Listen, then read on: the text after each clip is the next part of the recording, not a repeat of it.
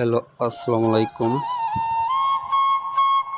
চলে আসছি লোহাগড়া রেল লাইনে,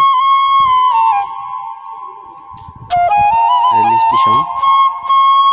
আপনারা দেখতে থাকেন। অনেক সুন্দর পরিবেশ, সুন্দর। এখানে আসলে আপনাদের মন ভরে যাবে। সুন্দর একটা জায়গা দেখতে পাচ্ছেন।